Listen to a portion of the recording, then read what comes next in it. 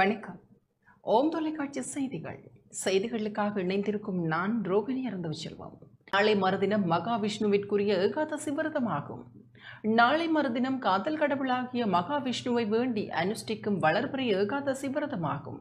இந்த விரதம் தொடர்பாக இந்து மத குருபீடாதிபதி சபரிமலை ஸ்ரீ சாஸ்தாபீட குரு முதல்வர் மகாராஜ ராஜகுரு ஸ்ரீ ஐயப்பதாச சாம்பசிவ சிவாச்சாரியர் விளக்கமளித்தார்.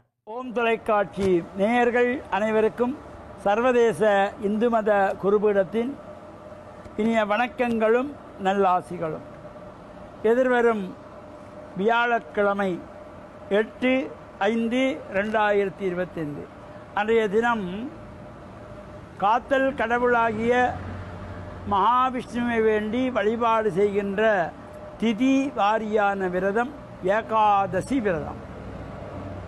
இந்த ஏகாதசி விரத நாளிலே விஷ்ணுவாலயங்களிலே நடைபெறுகின்ற பூஜைகள், அபிஷேகங்கள், வழிபாடுகள், ஆராதனைகளிலே நாமும் கலந்து கொள்வதோடு இந்த ஏகாதசி என்பது வளர்பிறையிலும் ஏகாதசி வரும், தேய்பிறையிலும் ஏகாதசி வரும். அமாவாசை 11வது நாள் ஏகாதசி, அதேபோல் பௌர்ணமி 11வது நாள். இந்த ஏகாதசியிலே விரதானுஷ்டானங்கள் இருக்கின்றவர்கள் அன்னம் சாதம் சாப்பிட மாட்டார்கள். விரத பூர்த்தி பண்ணுகின்ற பொழுது பலகார பட்சணங்கள் உண்ணுகின்ற சிறப்போடு கூடியது இந்த விரதம். இது திதியை அடிப்படையாக கொண்ட ஏகாதசி விரதம்.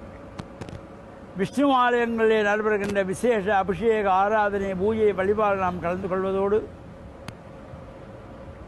மகாவிஷ்ணு பெருமானுக்கு அர்ச்சனைக்காக துளசி கொண்டு சென்று கொடுக்கின்ற பொழுதிலும் ஒரு சிறப்பு. ஆனால் இந்த ஏகாதசி நாளில் துளசி செடியிலிருந்து துளசியை பறிக்கக்கூடாது. முதல் நாளே எடுத்து வைக்க வேண்டும். சூரியன் மறைவதற்கு முன்பு இந்த துளசியை செடிகளிலிருந்து எடுத்து வைத்து மஞ்சள் தண்ணி தெளித்து துப்புரவாக கொண்டு சென்று ஆலயங்களிலே கொடுத்து விஷ்ணுவுக்கு அர்ச்சனை வழிபாட்டுக்கு சிறப்போடு கூடியதாகிய இந்த ஏகாதசி நாளில் நாமும் மகாவிஷ்ணு பெருமானை வழிபட்டு அங்கு வழங்கப்படுகின்ற துளசி தீர்த்தம் உடல் ரீதியான ரோகங்களை எல்லாம் நீக்கக்கூடியது. இவ்வாறான பெருமாள் கோவில்கள், இந்த விஷ்ணு ஆலயங்கள் நடைபெறுகின்ற ஏகாதசி விரத அனுஷ்டானத்திலே நாமும் ஈடுபட்டு இறையருளை பெற்று மண்ணில் நல்ல வண்ணம் வாழ ஓம் தொலைக்காட்சி நேயர்கள் அனைவருக்கும் சர்வதேச இந்து மத குருபீடத்தின் சார்பில் நல்ல ஆசிகளை கூறிக்கொள்வதில் மனமகிழ்வு கொள்கிறோம். வணக்கம்.